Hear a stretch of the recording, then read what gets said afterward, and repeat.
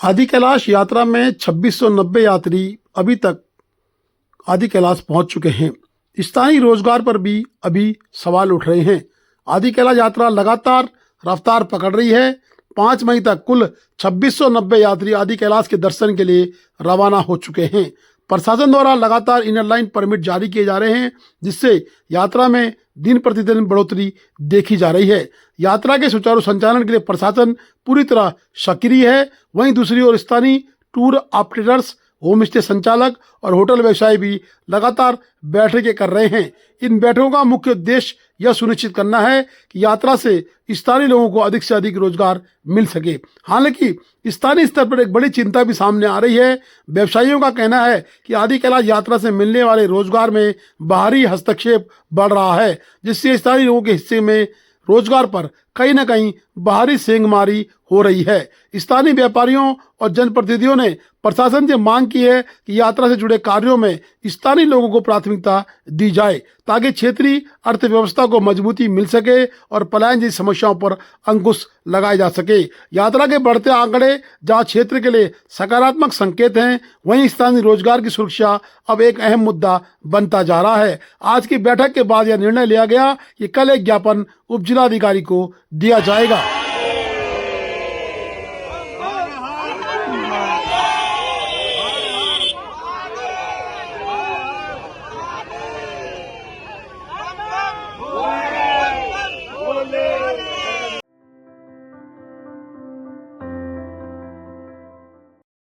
जिलाधिकारी पिथौरागढ़ ने किया निर्माणाधीन मेडिकल कॉलेज का औचक निरीक्षण।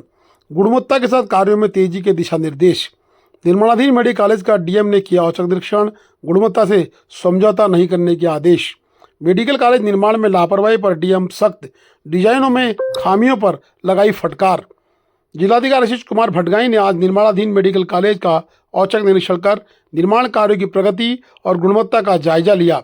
निरीक्षण के दौरान उन्होंने कार्यदायी संस्था को कार्य में तेजी लाने के साथ साथ गुणवत्ता के सभी मानकों का कड़ाई से पालन कर सुनिश्चित करने के निर्देश दिए। जिलाधिकारी ने मेडिकल कॉलेज के विभिन्न खंडों, निर्माणाधीन कक्षाओं एवं परिसर की सड़कों का निरीक्षण किया। उन्होंने स्पष्ट किया कि निर्माण कार्य युद्ध स्तर पर पूर्ण किए जाएं, ताकि निर्धारित लक्ष्य के अनुरूप इसी शैक्षणिक सत्र से कक्षाएं प्रारंभ की जा सकें। इस हेतु क्लासरूम, अप्रोच रोड एवं सुरक्षा कार्यों को प्राथमिकता देने के निर्देश दिए गए। निरीक्षण के दौरान भवन में डिजाइन संबंधी खामियां पाए जाने पर जिलाधिकारी ने संबंधित इंजीनियरों को कड़ी फटकार लगाई। उन्होंने कहा कि डिजाइन में लापरवाही के कारण खिड़कियां और सीलिंग के स्तर में असंतुलन है, जिससे भविष्य में वेंटिलेशन एवं उपयोगिता प्रभावित हो सकती है। तकनीकी अधिकारियों की साइट पर अनुपस्थिति पर भी जिलाधिकारी ने नाराजगी बताई और निर्देशित किया गया अभियंता नियमित रूप से स्थल का निरीक्षण कर प्रगति रिपोर्ट प्रस्तुत करें। उन्होंने स्पष्ट किया कि कार्य की किसी प्रकार की लापरवाही को बर्दाश्त नहीं किया जाएगा। अब देखो ना, वो इतना वो आपकी सीलिंग आ गई ऊपर से, वो जहाँ पे विंडो है वो उसके ऊपर चले गई। ऐसा कहाँ होता है? विंडो भी नहीं खुल पा रही। विंडो खुल रही है? विंडो तो खुल रही है। ये अंडर कंस्ट्रक्शन मेडिकल कॉलेज का आज औचक निरीक्षण किया गया है और कार्यदायी संस्था इसकी CMDS है, तो उनके द्वारा कार्य किया जा रहा है। उनको निर्देशित किया गया है कि कार्य जो है वो युद्ध स्तर पे पूरा किया जाना है, उसके लिए कार्रवाई करें। साथ ही साथ क्वालिटी पे भी विशेष ध्यान दिए जाने की आवश्यकता है। तो गुणवत्ता सहित काम करते हुए इसको युद्ध स्तर पे कार्य करते हुए शीघ्र इसको पूर्ण करना सुनिश्चित करेंगे। जैसे कि प्रिंसिपल साहब भी हमारे साथ हैं मेडिकल कॉलेज के, तो ये बताया गया है कि इसी सत्र से इसमें कक्षाएँ प्रारंभ होनी हैं। तो उसी के क्रम में अभी हम लोगों ने जहाँ पर क्लासरूम्स बनेंगे वो भी अभी देखा है उसको, तो उसमें भी अभी काम चल रहा है। तो और भी उसमें गति लाने के लिए संबंधित विभाग को निर्देशित किया गया है और अभी जो रोड्स हैं उसमें भी कार्य किए जाने की आवश्यकता है। साथ ही साथ सेफ्टी के जो वर्क्स होने हैं वो भी करे जाने हैं, रिटेनिंग वॉल्स वगैरह लगनी है। उन सभी के संबंध में कार्यदायी संस्था को विशेष निर्देश जारी किए गए हैं कि युद्ध स्तर पर कार्य करना सुनिश्चित करेंगे।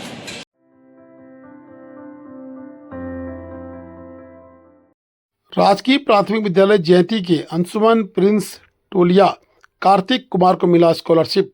सामुदायिक पुस्तकालय की पहल आओ अपने गांव से जुड़े अभियान के तहत हुआ कार्यक्रम। बता दें कि बुधवार को राजकीय प्राथमिक विद्यालय जयंती के अंशुमन प्रिंस टोलिया कार्तिक को तारादेवी लसपाल व कुंवर सिंह लसपाल की स्मृति में स्कॉलरशिप प्रदान किया गया। इस बीच अभिभावकों के साथ संवाद भी स्थापित कर विद्यार्थियों को अतिरिक्त समय दिए जाने का आह्वान भी किया गया।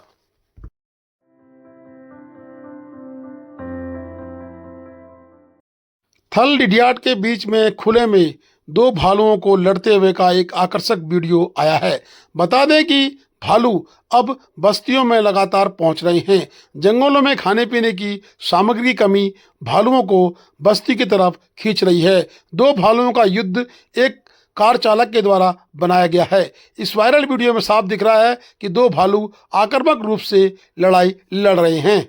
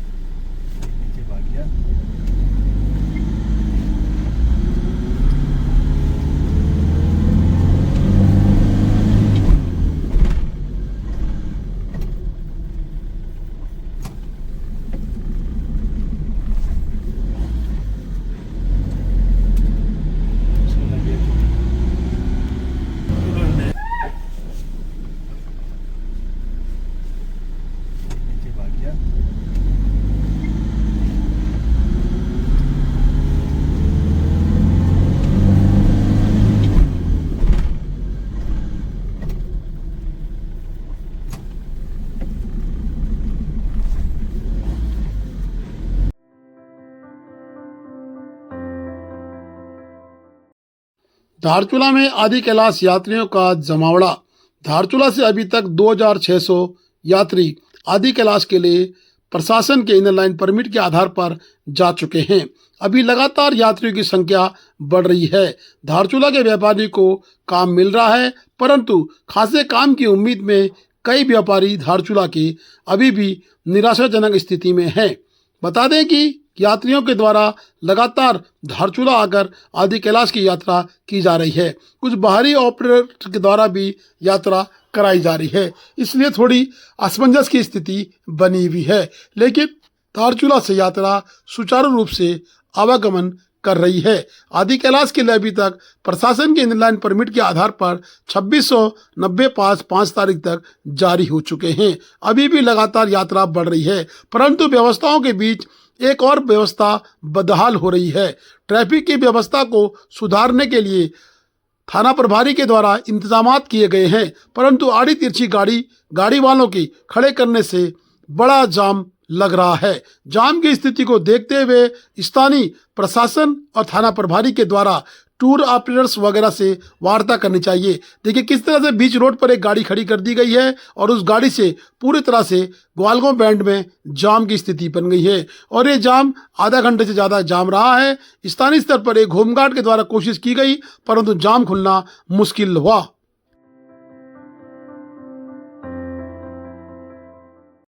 खूबसूरत धारचूला में आदि कैलाश यात्रा के समय एक ग्रहण धारचूला में दिखाई दे रहा है। रोजाना गलियों से टूटे फूटे मकानों के मलबे रोड में फेंक दिए जा रहे हैं। इन मलबों को उठाने का प्रयास भी नहीं कर रहे हैं। मकान मालिक तोड़फोड़ कर रहे हैं और स्थानीय स्तर पर मलबों को लाकर सड़क में जाम कर दे रहे हैं। वहीं रेता बजरी बीच खड़ी गली में रखकर यातायात को बाधित कर दिया जा रहा है। प्रशासन, नगर पालिका व पुलिस इस पर संज्ञान ले और इनको यथासंभव हटाया जाए, जिससे कि आवागमन के साथ साथ स्थानीय स्तर पर यात्रियों को, स्कूली बच्चों को जो दिक्कतें आ रही हैं वो दिक्कतें दूर हो सके। क्योंकि इस तरह से सामग्री को डंप कर सड़क जाम करना कानूनी जुर्म है। अगर प्रशासन चाहे तो इनका चालान कर सकता है, लेकिन पुलिस प्रशासन व धारचूला प्रशासन को संयुक्त अभियान चलाने की नितांत आवश्यकता है कि जिससे इस तरह की बर्बादी से धारचूला बच सके।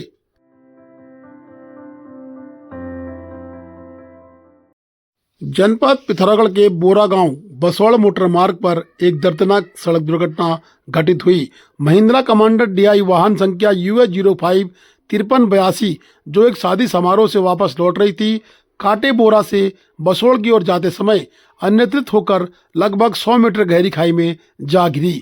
घटना की सूचना प्राप्त होते ही एसएचओ झूलाघाट संजीव कुमार, चौकी प्रभारी वड्डा आशीष रावत, मय police force, SDRF Pithoragarh team एवं 108 एम्बुलेंस तत्काल मौके पर पहुंची। स्थानीय ग्रामीणों के सहयोग से संयुक्त रूप से त्वरित रेस्क्यू अभियान चलाया गया। वाहन में चालक सहित कुल 4 व्यक्ति सवार थे, जिनमें से एक व्यक्ति की मौके पर ही मृत्यु हो गई, जबकि 3 अन्य घायल हो गए।